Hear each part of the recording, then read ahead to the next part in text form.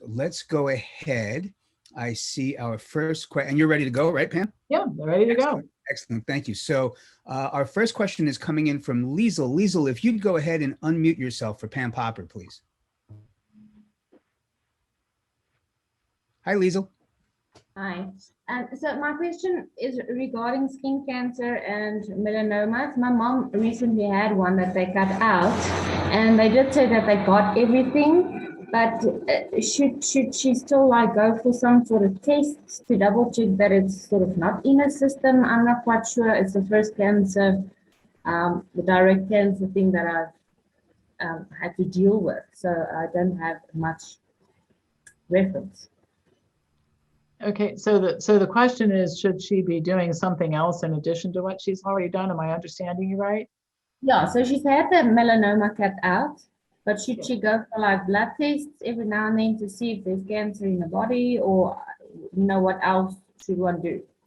Well, I guess it's very difficult to comment on specific patients, because when you don't have information, and I think you would be anybody who would answer that question with a lot of detail, you'd be very careful about.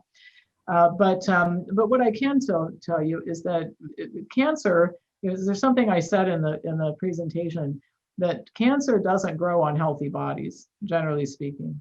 And so something prompted that. So I think what I advise everybody to do is, you've got a couple of issues with cancer. You've got to deal with the condition itself. You've got a tumor somewhere, you have skin cancer, you've got whatever's going on, right? But then you also have to, I agree with Hoxie and a lot of other people like him, you have to deal with the totality of your health. And I think one of the things that is ignored, and I just can't fathom why they continue to do it with cancer treatment, is we're just going to kill the cancer. We pay attention to nothing else, even if we kill the patient with the cancer. So I think paying attention to overall health is a very, very important part of this. So I don't know if that's what's going on with this particular patient, but that would be, I don't know that a whole bunch of screening to see if you can find some cancer someplace else. Screening doesn't really work except for cervical cancer screening. So I think the better approach would be to say, I'm going to pay attention to my health in a different kind of way now that I've been diagnosed with cancer, because I sure don't want this to come back, and I don't want anything else bad to happen either. Thank you, Pam. Up next, we have Elaine. I'm sorry, Elaine, I believe. I hope I haven't mispronounced that twice.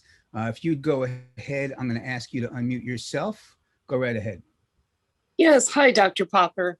I have a question. Did Hoxie, or in your reading of Hoxie's formula in his patients, did he ever treat really rare cancers like the cancers of the thymus, thymoma, thymic carcinoma, etc.? Did you ever come across that? He treated everything. I think he treated anybody who showed up. And I think that from what I can determine, he had a basic formula which he customized to the patient based on what they had, and he didn't turn anybody away.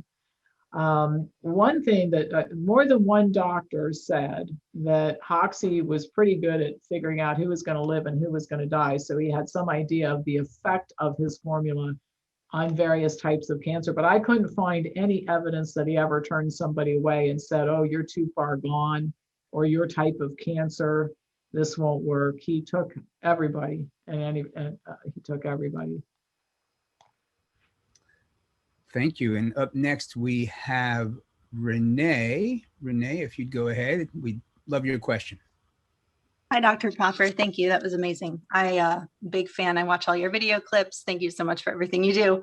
I have a question about finding information about just cancer alternative treatments in general. I know you have a course on that, but I'm wondering if you have any other places too that you can go to learn about alternative treatments. There are a lot of places to learn about alternative treatments. I think the thing that we do differently is we really, and we do it not only with cancer, we do it with everything, is when you're looking at treatment for, if you have arthritis, all right, the key is to first of all, don't look for a guru to tell you what to do, and don't look for a tribe. In other words, the secret isn't a particular branch of medicine.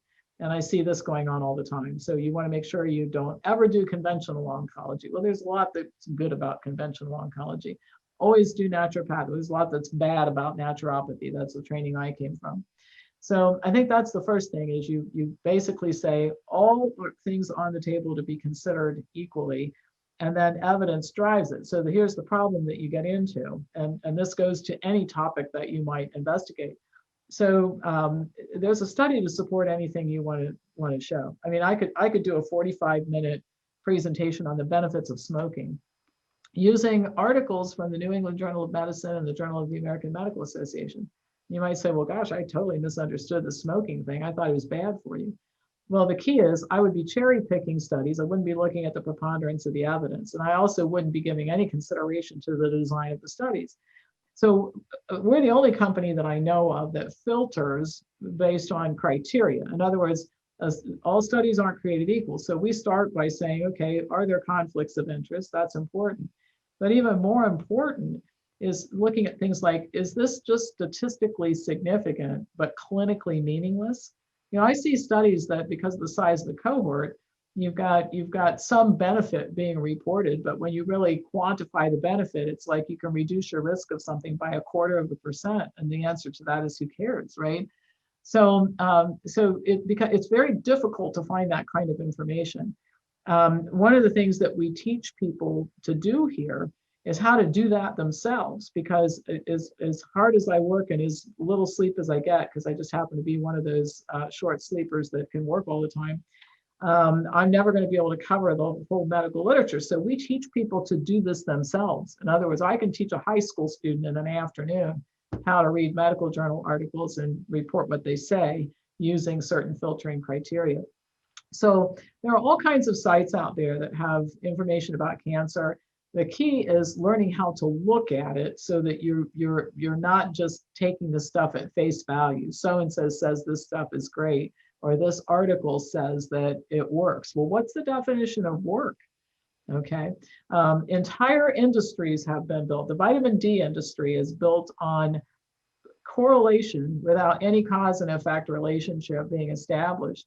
And that's an example. You can create a multi-billion-dollar industry with bad research. So it's looking at the research that becomes the challenging thing to do. And you need to learn how to do that in order to make sense of all the stuff that's out there. Other than that, you're just relying on people to tell you what to do, and that's always a bad idea.